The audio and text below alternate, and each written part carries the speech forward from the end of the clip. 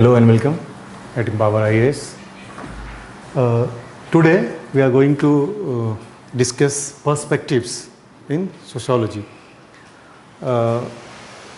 First of all, let's see what is perspective or what does it mean. Perspective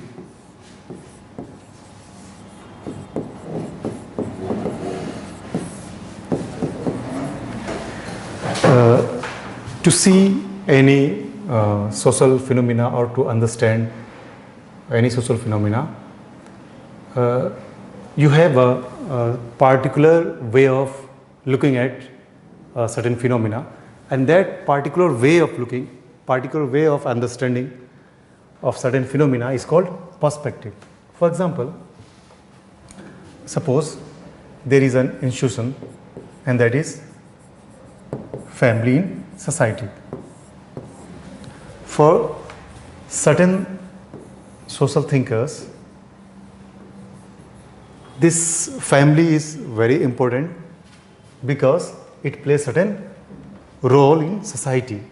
So certain social thinkers, they are more focused on the role and most importantly the positive role that is played by institutions, family, for the continuation or you can say the survival of certain society.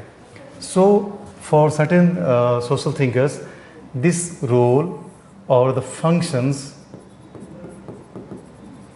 is more important and they are mostly focused on that. Other social thinkers might be concerning about the way the family is evolved over a period of time. So they are more concerned about how family evolved and grow over a period of time. Maybe there are certain other social thinkers, they are not more bothered about the functions or you can say the evolutionary. This is called the evolutionary perspective, and this for the way of looking things through the role or the functions is functional or is functional perspective. Again, we can see there are social thinkers, they are mostly focused on that social institution that is there in society, they actually having certain kinds of values, certain kinds of norms, and that values and norms are dictated or superimposed by certain class. So that class just wanted this family as an institution to have certain value system, and the family system or the family as institutions, they just follow, obey certain kinds of value system that was coming from this certain higher class, you can say. So in that you can say that there are classes, two classes. One is actually dominating one and other one is just following or dominated. So, and these classes are of mutual, you can say, conflict. So these kinds of basic ideas to look at any social phenomena, social institutions, society is called conflict perspective. Again, we can see that there are many ways of looking the same institution or same phenomena. These are the major perspectives. Or another social thinkers, you can say, could be those who found that every thing like a family, be it society as a whole, they are abstract. They are just in our mind. Family, what is real existence is the people and their interactions. Family is what? Family, according to certain social thinkers, is family is abstract thing. What is real is the people that you can say constitute of these institutions and people's interactions. So these two things are very much important. People and their interactions, and their social thinkers say that these are the real things, and the institutions, society, they are abstract one. So such kinds of, so what is important is a real thing, people and their interactions. So we should focus on studying interactions and the people and their interactions in sociology. So these kinds of perspective, this kinds of way of looking the things is called interactionist perspectives. So these are the perspectives, that is the looking at certain social phenomena or certain social institutions from certain specific way. So these are the, you can say, basic ideas behind this word perspective. Again, we can see some basic terms that is very much you are required to know before going into details of the perspectives or the thinkers or the areas of research methodologies, and that terms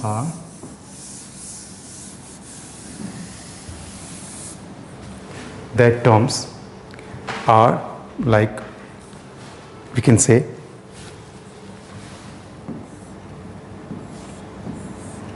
we are very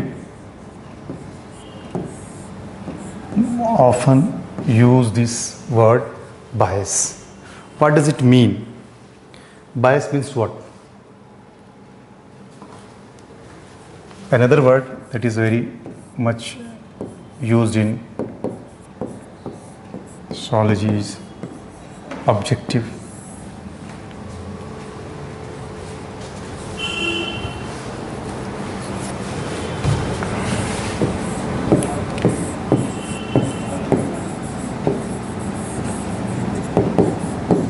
Normative.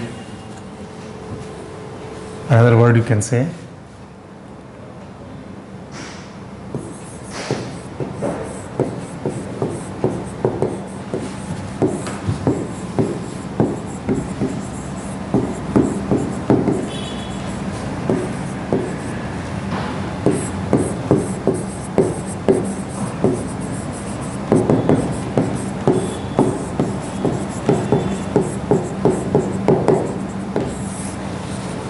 that is very much used in sociology.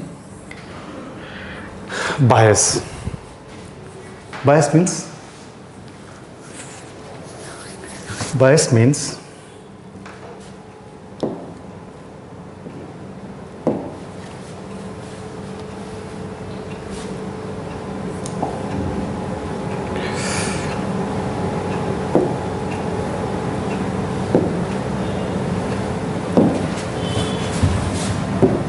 suppose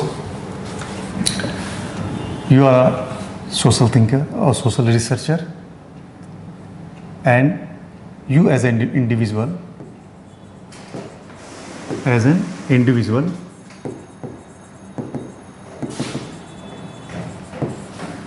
having some kinds of socialization, certain kinds of values with you. So the values that is there with you, and there may be other things also, any things that actually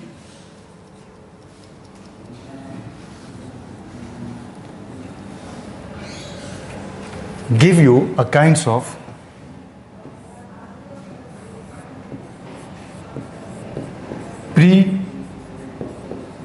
preconceived notions, and if that preconceived notions are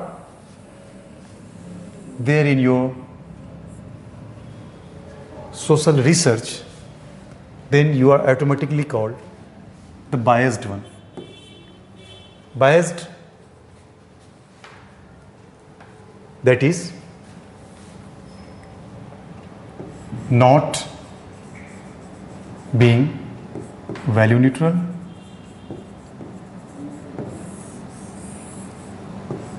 or being less objective, isn't it? Again, we can see that what is objective or objectivity. Objective or objectivity is a social researcher, when he is going for certain kinds of research, certain outcome is expected from certain research. It is obvious you are going for a research will give certain kinds of result or outcome. So if you are able to disassociate yourself, disassociate your personal prejudice, personal bias from the process of obtaining or gathering the data or doing some certain kinds of research, so that your final outcomes do not affect it much. So that kinds of disassociation is called being objective. It is objective. So this objective 100% or perfect objectivity is less likely, but social scientists can try to maximize this objectivity. So the basic ideas is that do not affect social outcomes because of your preconceived notions, your personal interests and other things. So disassociating yourself, just like giving a kind of you can say experimentation or research that was there in natural science, where the matters, or you can say the physical matters, that is not having the consciousness, they will behave without having certain kinds of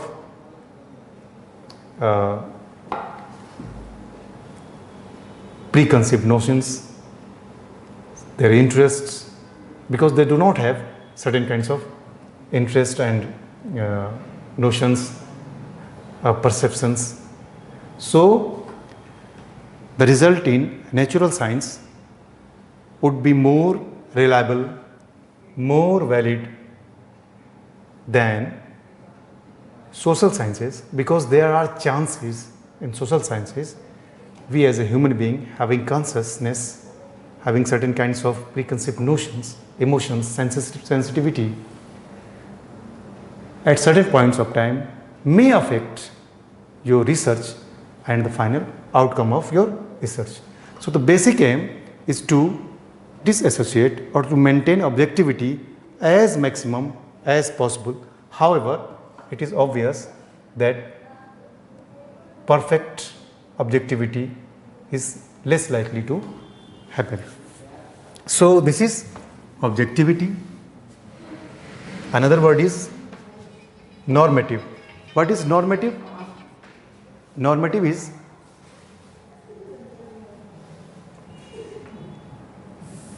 what is normative?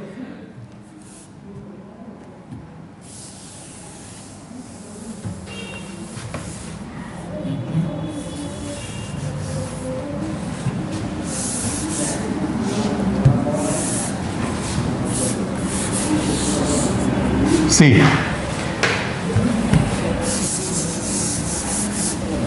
normative.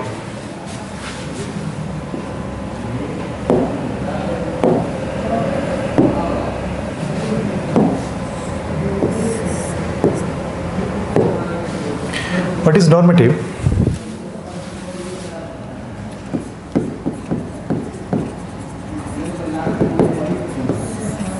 That is, you actually have certain kinds of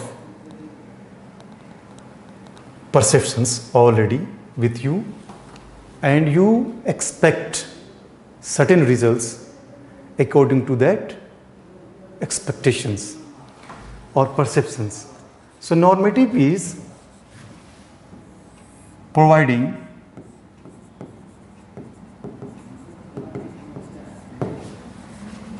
expected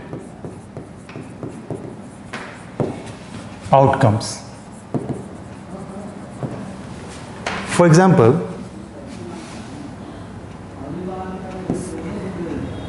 there is a concept like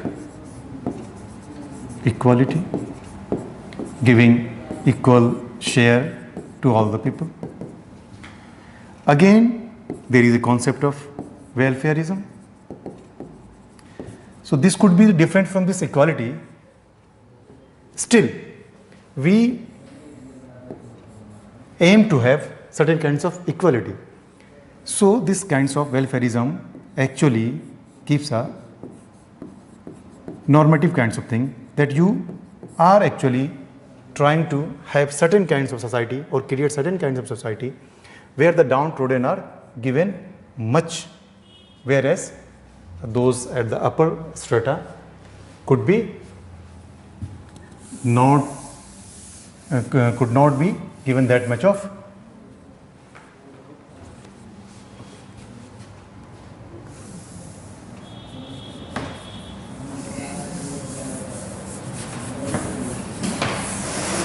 so maybe you can say that you want a study on gender. Certain kinds of expectations with you is that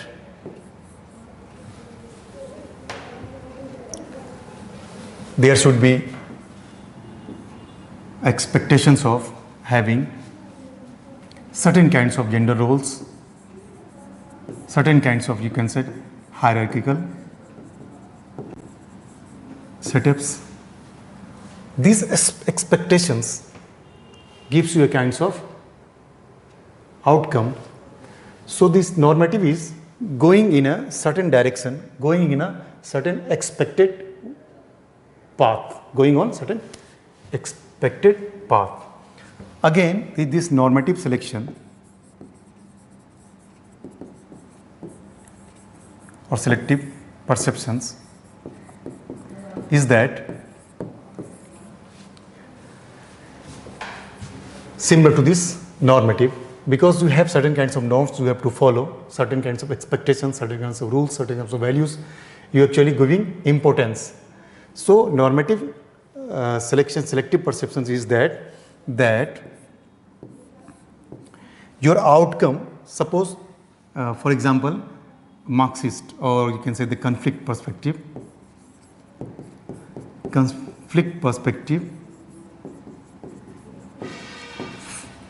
shows that there is they actually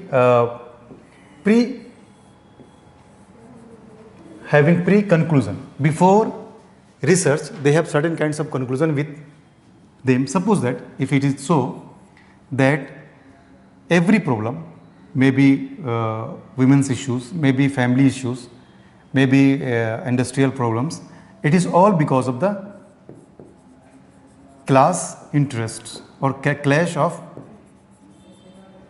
class interests.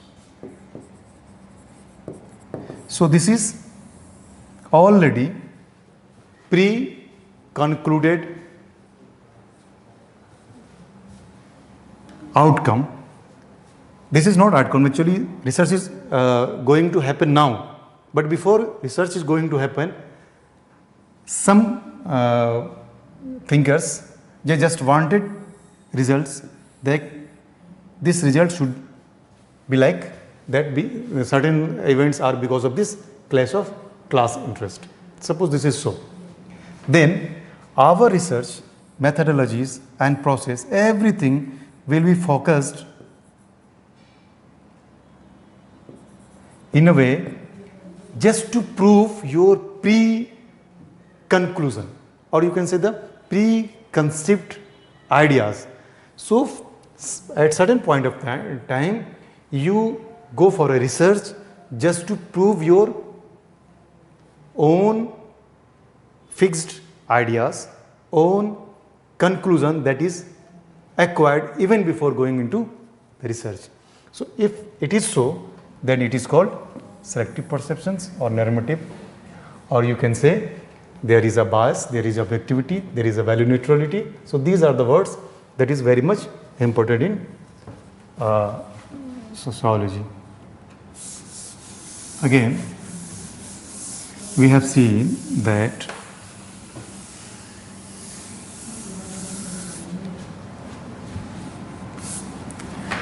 there is a major perspective. There is perspective. We have seen the four major perspectives. That is the way of looking at social reality, and that may be evolutionary, that may be interactionist,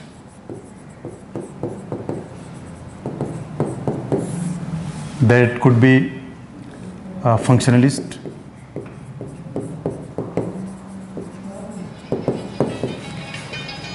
and also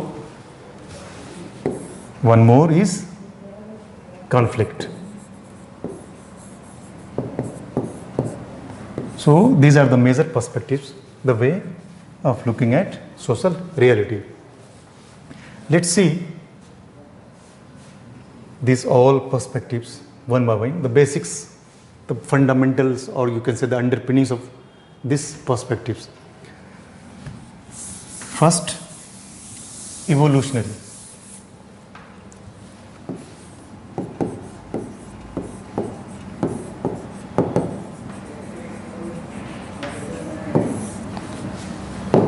What is evolutionary perspective? Evolutionary perspective, those focusing on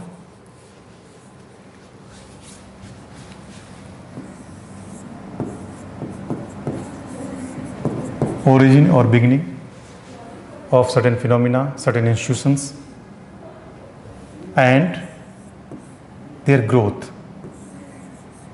How do they grow? So, suppose family,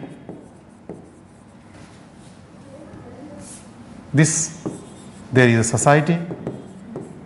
Suppose if the social thinkers more focused on how society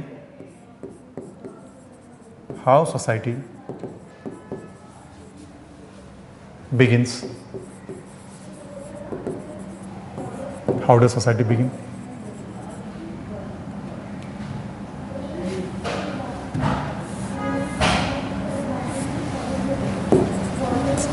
Or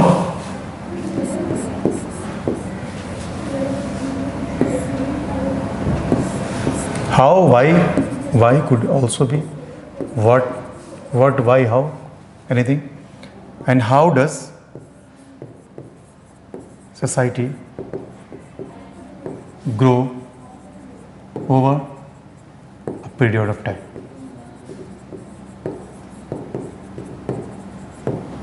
So these two things in context of society, similar things in family, similar things in any other institutions. So the basic thing for evolutionary is to search the pattern of growth and how something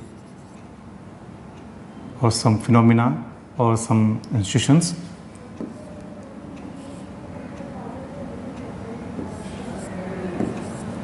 how something begins, or what is the origin of certain social phenomena. So the two things are very much important, the beginning and the pattern of their growth for evolutionary thinkers. For example, you must be knowing about Auguste Comte.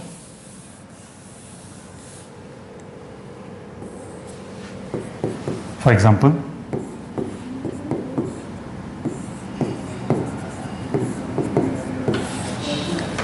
Auguste Comte. According to Auguste Comte, the society actually moves from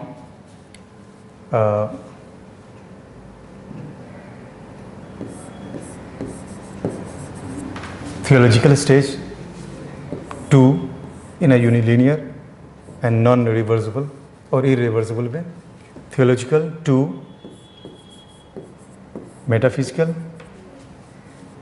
to scientific, from theological to scientific, and in between there is a short period of time, and that is transitional phase, and that is called metaphysical.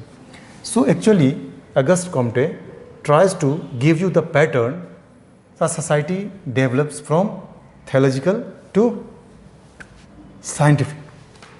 So from this to this to this. So modern society, according to Auguste Comte, is this one, the scientific one. Future society would be something different. So these kinds of ideas, they show that how societies grows from this one to this one. So these kinds of ideas, again you can say one more important thinker is there, Herbert Spencer. You might have heard this, you must have heard this name, Herbert Spencer. He also says similar things like there was a simple society with certain characteristics that developed into complex one. Again, after over a period of time, that is doubly complex and trebly complex. So these kinds of path, following the path or pattern, shows that the ideas is evolutionary, because in evolutionary kind of perspectives, the social thinkers try to establish certain kinds of patterns of growth or give certain kinds of ideas about how something begins. So how does something begins with, or the pattern of their growth is important in evolutionary perspective. So evolutionary perspective is about searching certain kinds of patterns of growth.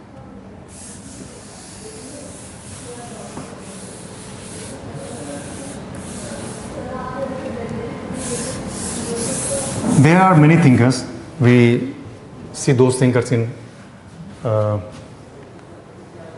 functionalism and other areas, but overlapping concepts are there. For example, we have seen about this. Karl Marx has given an idea of class struggle, class conflict. Also, Karl Marx stated that earlier there was a society called ancient communism, then certain society that is called slavery society, then society developed into feudalism, and after that the final stage is capitalism, capitalist society. And he professed or predicted a new society, that is communist or communism. And this communism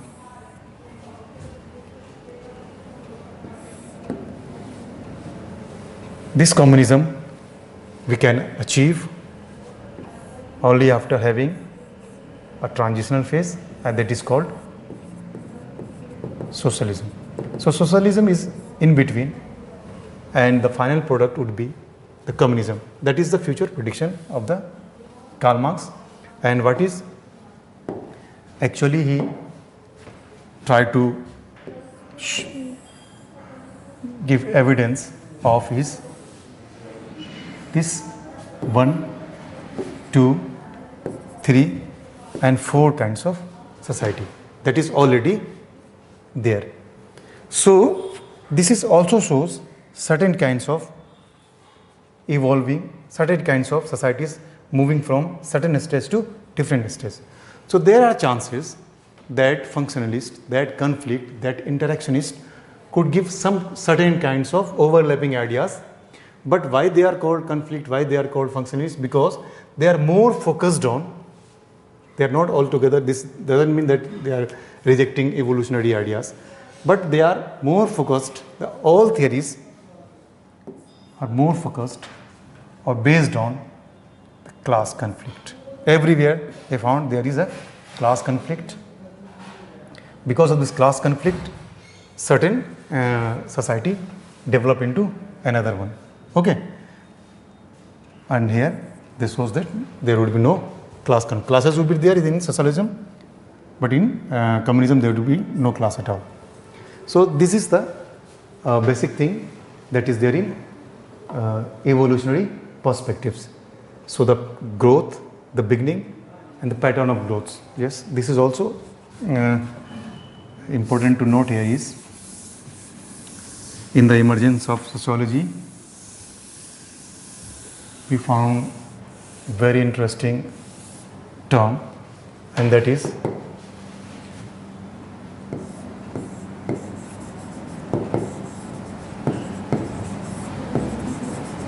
philosophy of history. Again, what is this history? History denotes certain kinds of change over a period of time, the story of change, you can say, the story of past. What is past? If past is not changed, then there would be no story actually. So this a story of past is actually a story of change over a period of time. And this philosophy is what? Philosophy actually tried to establish certain kinds of ultimate truth about the story of, or you can say certain kinds of patterns of change. So you can say these kinds of philosophical notions that actually gives an impetus to evolutionary ideas. That is very much also related with Charles Darwin. Darwin says that human being evolved over a period of time from certain species to certain other, and C.H. Coulomb is also associated with this. So these are the things that is very much connected with evolutionary perspective that is used in sociology. I am hopeful you would have understand the basics, the underpinnings of this theory. Thank you very much.